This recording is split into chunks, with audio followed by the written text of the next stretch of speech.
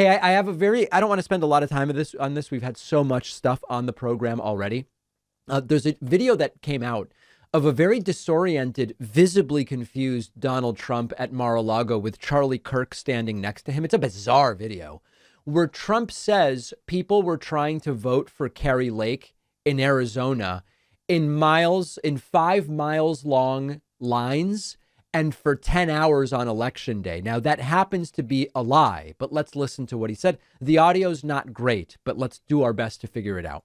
She had lines that were 3, 4, 5 miles long. You know me good. 3, 4, 5 mile long lines. For hours on the line.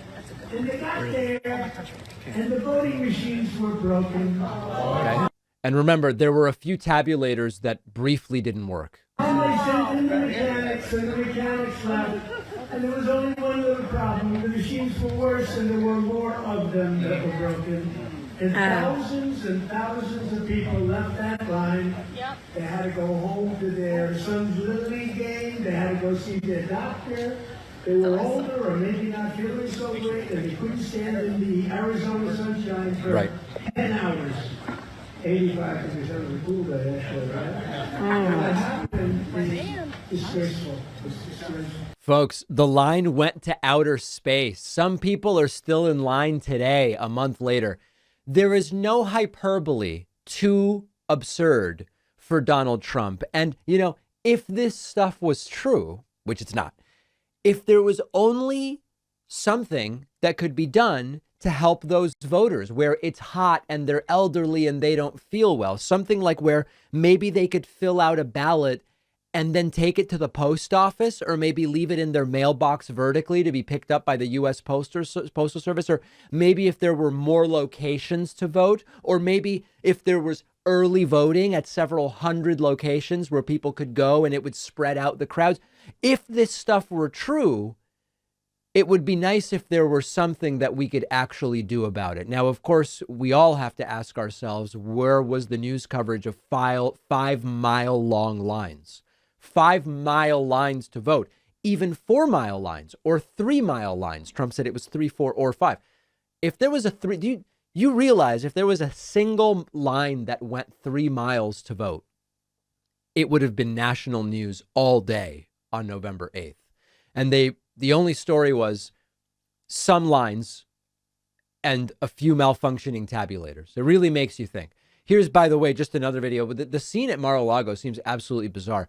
Here is Trump, I guess, looking for Michael Flynn in a crowd around the same time that he gave that strange rant. I heard a lot of commotion down here, and I said, who the hell is that? Who is it? Everything good? You having a good time? By the way, this is Trump at some event filled with conspiracy theorists down there at Mar-a-Lago. The food is going to be good. I said, when I heard the group... The food's going to be good. I said, put on the 18, please. Yeah, we have the 18. But it's great to have you. General Flynn is one of my favorites. He's a great gentleman, a great man. He's gone through hell. Yeah. And he's strong. Michael Flynn and other conspiracy theorists apparently were there. Frankly, he looks better. I saw him yesterday. He looks better than he did 10 years ago. I don't know what's going on. Where is he, by the way? Where is he? Come on, General, get over here. General. This guy, I'm telling you, he's gone through all of that. You're a much more handsome man right now, General. All right. It's gotten very sad. Trump's the DJ. Trump's the maitre d'. Trump's the guy who comes through saying, is there a Flynn here? Is there Michael Flynn here? It's all getting wacky. There were no 10-hour waits. There were no 5 mile lines. You love nonfiction books. You love learning as much as you can about politics and economics and history and science, but you just don't have the time to read every book that you want to read.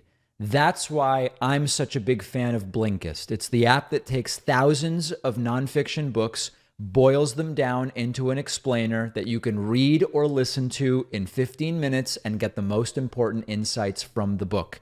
You take a topic you've been wanting to explore, and you can consume 10 books about it in an afternoon.